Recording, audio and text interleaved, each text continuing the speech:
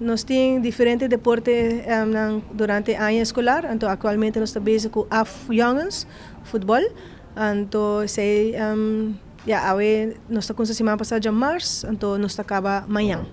Para o deporte aqui específico, nós temos 4 pools, de qual 2 passa para cada pool. Então, nós temos cabo de pool A, nós temos Colégio Sagrado Coração que passa invicto, nós temos Santa Ana School que passa como de 2, de pool B nós temos Colégio Conrado Coronel que passa também como promê, como também Colégio Ora Ubau, de pool B. Aí nós acaba de jogar pool C e pool D, das manhã também nós temos pool C e pool D para nós por haya final de nandos. Das 8 escolas lo passa de futebol ayang, mirando que tem 20 escolas de 42 escolas underbau. Ayang está 2008, 2009 e 2010. Das futebol ayang também está onde deporte nan que passa para Olimpiada Escolar. Nossa Olimpiada Escolar está começar dia 24 de maio, então acaba dia 17 de junho.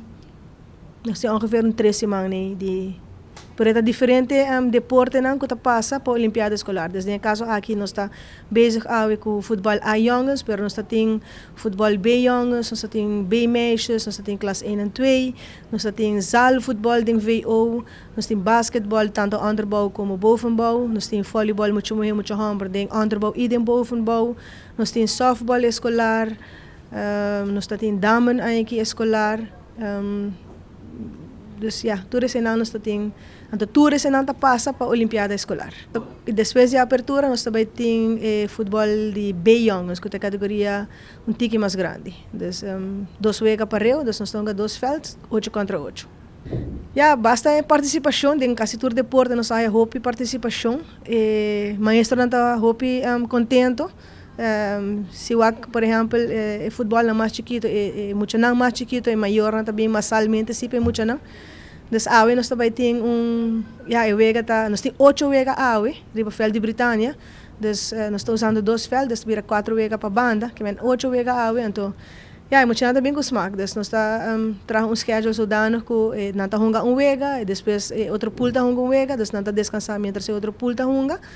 Então assim não está bem back depois para outro também descansar.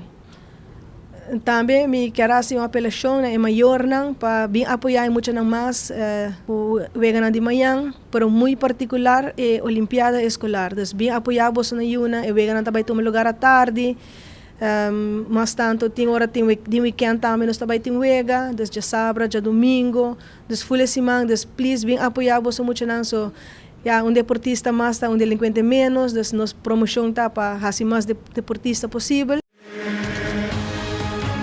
Essa aqui tá é a Rubiano, o website